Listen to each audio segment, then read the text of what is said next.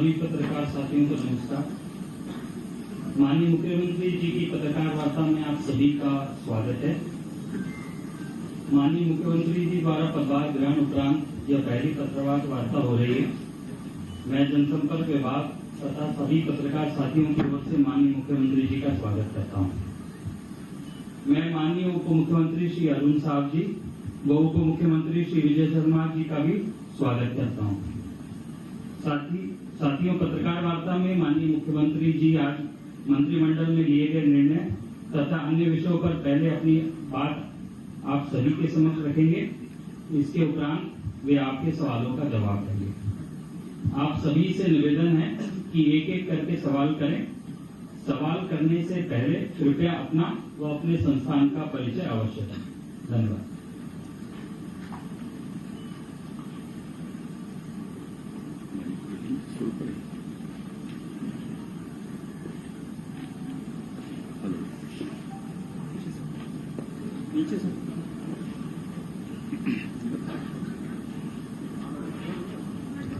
Hello,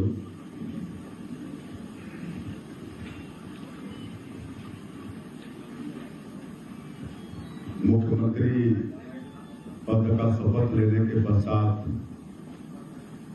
आज के इस प्रथम प्रेस वार्ता में हमारे बीच में उपस्थित हमारे डिप्टी सीएम श्री अरुण साहब जी, deputy CM Shri Vijay Sharma ji, CS आदरणीय अमिताभ जैन जी,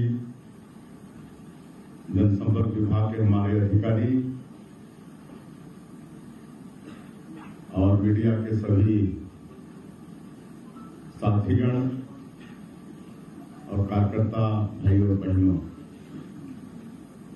हम लोगों को आने में थोड़ी देरी हुई, इसलिए मीडिया के मित्रों से सबसे पहले क्षमा चाहते हैं। और आज के इस प्रेस वार्ता में आप सभी लोगों का हार्दिक अभिनंदन है, स्वागत है। सबसे पहले तो आप लोगों के माध्यम से हम पूरे प्रदेश के मतदाताओं को धन्यवाद देना चाहेंगे,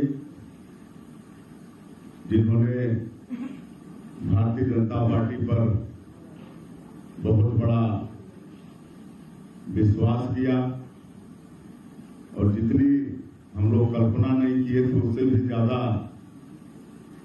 बड़ी सफलता हम लोगों को दिलाने का काम किया। 54 सीट हमारी पार्टी ने हासिल किया और कल 13 दिसंबर को शपथ ग्रहण समारोह था, जिसमें हमने स्वयं मुख्यमंत्री के रूप में शपथ लिया।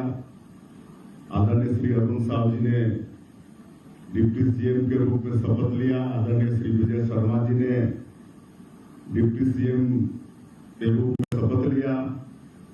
और ऐसे शपथ ग्रहण समारोह में हम लोगों का सौभाग्य था कि हम लोगों को आशीर्वाद देने हमारे देश के यशस्वी प्रधानमंत्री श्री नरेंद्र मोदी जी पधारे थे। देश के यशस्वी गृह मंत्री आदरणीय अमित शाह जी पधारे थे। हमारे पार्टी के राष्ट्रीय अध्यक्ष आदरणीय जेपी नड्डा साहब पधारे थे और कई केंद्रीय मंत्रीगण पधारे थे। कई राज्यों के मुख्यमंत्रीगण पधारे थे। उत्तर प्रदेश के मुख्यमंत्री आदरणीय योगी आदित्यनाथ भी पधारे थे और भी बहुत लोग पधारे थे। आप लोगों के माध्यम से उनके भी हम बहुत आभारी हैं और समय निकालकर हम लोगों को आशीर्वाद देने आए। शपथ लेने के बाद आज पहला कैबिनेट का बैठक संपन्न हुआ है, जिसमें हम लोगों ने जो चुनाव कैंपेनिंग के दौरान मोदी की गारंटी में जो हम लोग का वादा भी है कि जो पिछले 5 वर्षों में कांग्रेस पार्टी की सरकार में जो गरीब लोग 18 लाख प्रधानमंत्री ग्रामीण आवास से वंचित हो गए, उनको मकान देने का काम करेंगे। हमारे यशस्वी प्रधानमंत्री श्री नरेंद्र मोदी जी ने भी छत्तीसगढ़ की जनता से वादा किया था कि हमारी सरकार बनेगी तो जो भारतीय जनता पार्टी का मुख्यमंत्री होगा वो सबसे पहला काम 18 लाख आवास स्वीकृत करने का काम करेगा। और आज वही काम हम लोग पहले कैबिनेट में किए हैं। आज के कैबिनेट में हम लोग का एकमात्र विषय वही था जिसमें 18 लाख लोगों को आगे प्रधानमंत्री आवास की स्वीकृति देंगे। इस पर आज निर्णय लिया गया है और आने वाले समय में उस पर कार्रवाई होगी। छत्तीसगढ़ के 18 लाख गरीब लोगों को उनका हक प्रधानमंत्री आवास मिलेगा। उसके लिए जो भी आवश्यक कार्रवाई है वो हम सब लोग कर रहे हैं। हालांकि पिछली सरकार ने पूरे प्रदेश को आर्थिक रूप से खोखला कर दिया है, फिर भी क्योंकि इतना बड़ा जनादेश छत्तीसगढ़ के मतदाताओं ने भारतीय जनता पार्टी को दिया है, तो हम लोग मोदी की गारंटी में जो वादा छत्तीसगढ़ की जनता से किए हैं उसका 100% पालन करेंगे। आने वाले 5 वर्षों में सभी कामों को पूरा करेंगे।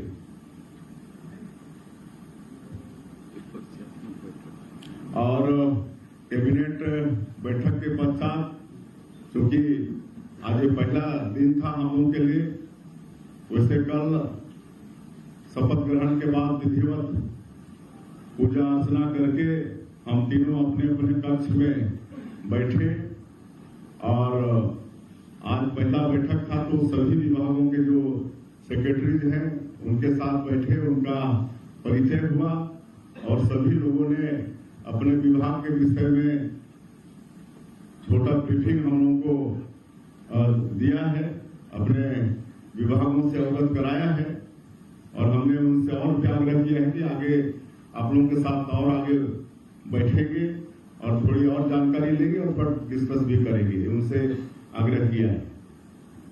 धन्यवाद। मुख्यमंत्री जी, मैं एपीएन न्यूज से पीयूष मिश्रा आपके संज्ञान में बस्तर की 3 बातें लाना चाह रहा हूँ।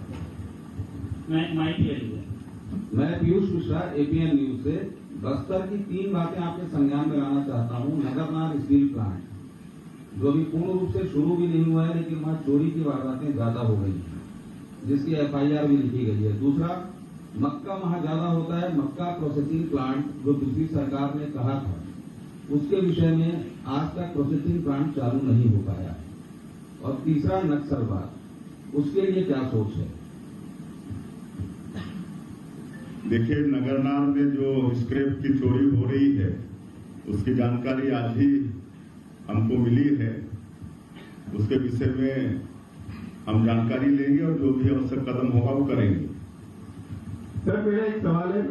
और वो पुरानी सरकार की बात को छोड़ दीजिए, हम लोग जो भी आवश्यक होगा, छत्तीसगढ़ की जनता इतना बड़ा जनादेश हम लोगों को दिया है तो छत्तीसगढ़िया सबसे बढ़िया इसको चरितार्थ करते हुए हम लोग काम करेंगे।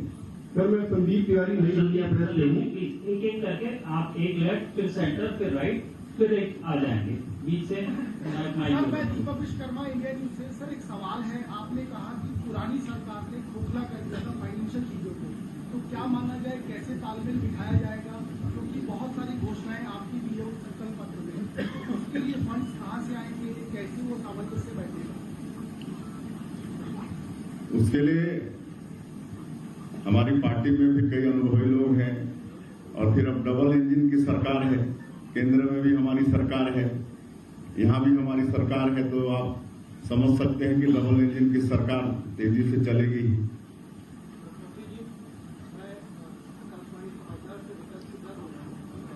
नीचे से ऑन कर लो।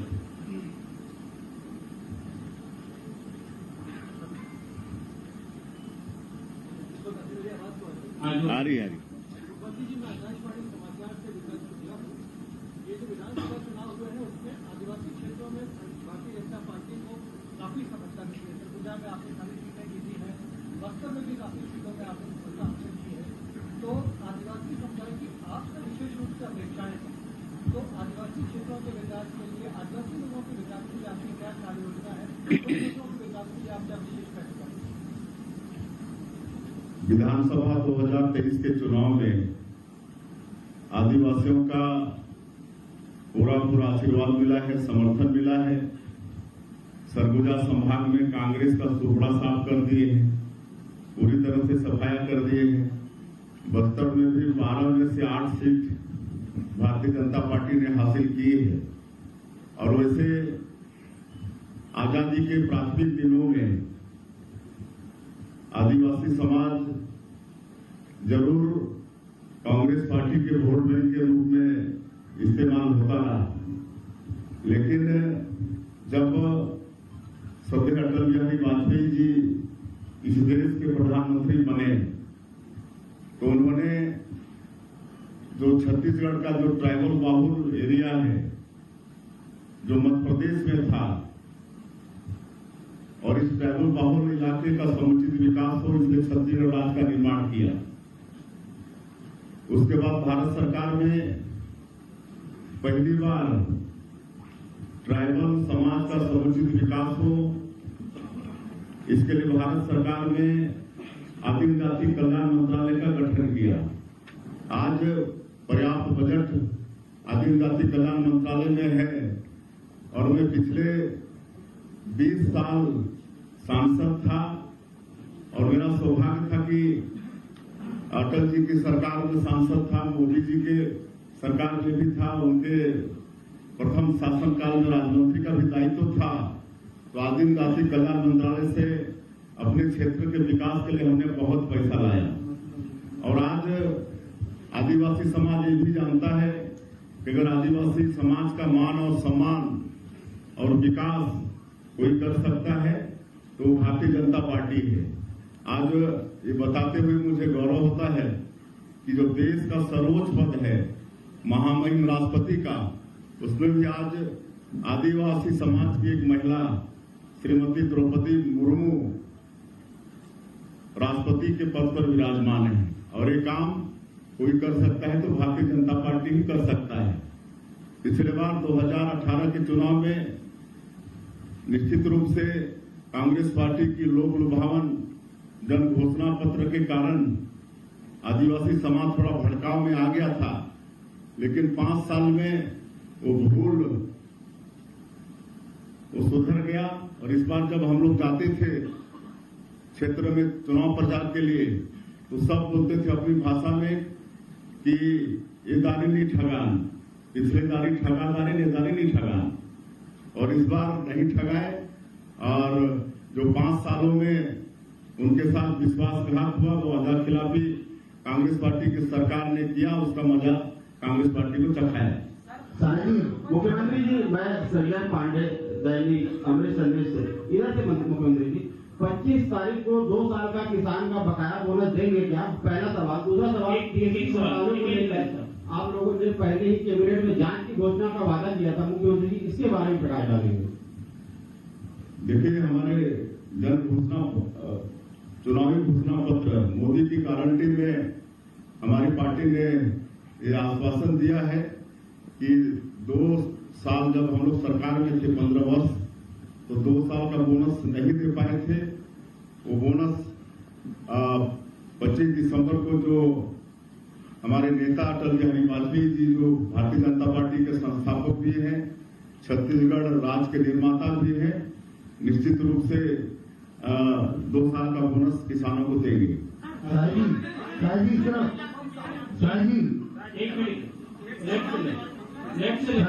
एक एक करके बोले तो शाहजी, मैं रामू बोल रहा हूँ। शाहजी, आपकी सरकार से शराब आंदोलन शुरू हुए थे और पूर्ववर्ती सरकार ने शराबबंदी को बंद नहीं की। अब फिर बीजेपी की सरकार है, क्या शराबबंदी को बंद करेगी क्या?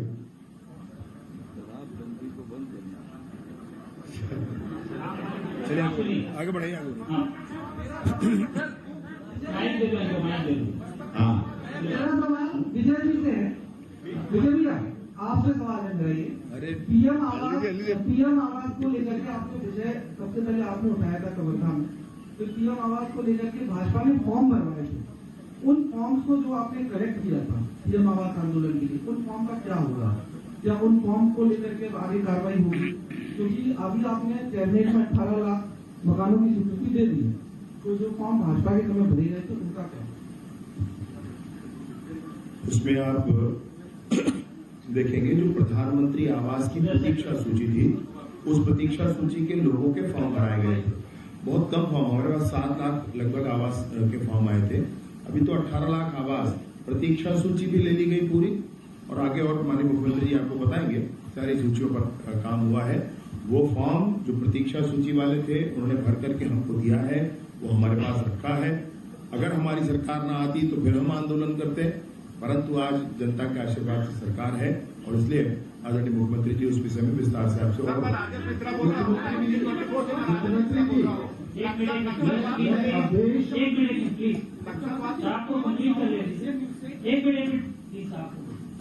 हाँ मुख्यमंत्री जी मैं मोहम्मद साहू एशियन न्यूज से। सर बहुत सारे किसान आप लोग की तरफ देख रहे हैं कि आप लोगों ने वादा किया था कि 21 क्विंटल जो धान खरीदेंगे हमारे 31 रुपये पैसे देंगे, तो बहुत सारे किसान ऐसे हैं जो आप लोग की तरफ देख रहे हैं। तो उन लोग के लिए क्या कुछ आप लोग लेके आए हैं, क्या कुछ लेके आए? मैं कह चुका हूं कि मोदी की गारंटी में जो भी वादा हमारी पार्टी ने छत्तीसगढ़ की जनता से किया है वो 100% उसका पालन होगा। मुख्यमंत्री जी इधर मैं अवधेश मलिक प्रीवियस से इधर शायद मेरी आवाज आप तक पहुंच रही होगी, चेहरा न दिखे तो। मैं आपसे सिर्फ एक सवाल पूछना चाहता हूं कि आप as a tribal chief minister बने हैं, ट्राइबल्स को लेकर एक जो मेजर प्रायोरिटी रहेगी आपको वो क्या होगी? देखिए वैसे तो मैं आप लोगों को कह चुका हूं कि जितना मान और सम्मान आदिवासी समाज का भारतीय जनता पार्टी ने बढ़ाया है उतना किसी पार्टी ने नहीं बढ़ाया है। और आज जो भी काम पिछले 15 वर्षों में भारतीय जनता पार्टी के सरकार के माध्यम से हुए वो भी ट्राइबल लोगों के हित में हुए। आपको मैं बताना चाहूंगा कि पहले ट्राइबल क्षेत्र में और ग्रामीण क्षेत्रों में भूखमरी होती थी, लोगों को अनाज नहीं मिलता था खाने के लिए, तो लोग कोदो कुटकी गोंदली खाते थे, महुआ को उबाल के उसमें सरई का बीज मिला के खाना पड़ता था। उसके बाद भी बच्चे उपवास होते थे। लेकिन जब छत्तीसगढ़ में भारतीय जनता पार्टी की सरकार बनी तो सस्ता अनाज देने का काम शुरू हुआ। पहले 3 रुपया किलो में देना शुरू किए, फिर 2 रुपया में, फिर 1 रुपया में। और इसके लिए हमारे पूर्व मुख्यमंत्री डॉक्टर रमन सिंह चावल वाले बाबा के नाम से भी विख्यात हुए। आज कहीं कोई भूखमरी नहीं। तो ये तो हमारे आदिवासी समाज के लिए बहुत बड़ा अचीवमेंट है। और भी हर क्षेत्र में 15 साल में विकास के काम हुए, शिक्षा के क्षेत्र में, चिकित्सा के क्षेत्र में। इतना तक कि भारतीय जनता पार्टी की सरकार ने जो गरीब माता पिता हैं उनकी बेटी की शादी तक की भी चिंता की। और हम तो कहते थे कि मतलब इतना काम किए कि बच्चा जब मां के गर्भ में है तब से लेकर मृत्यु तक सरकार कोई ना कोई योजना चलाकर उनका सेवा करने का काम की। इसमें ज्यादा आदिवासियों को तो लाभ हुआ है। मुख्यमंत्री जी मुख्यमंत्री जी मैं भारत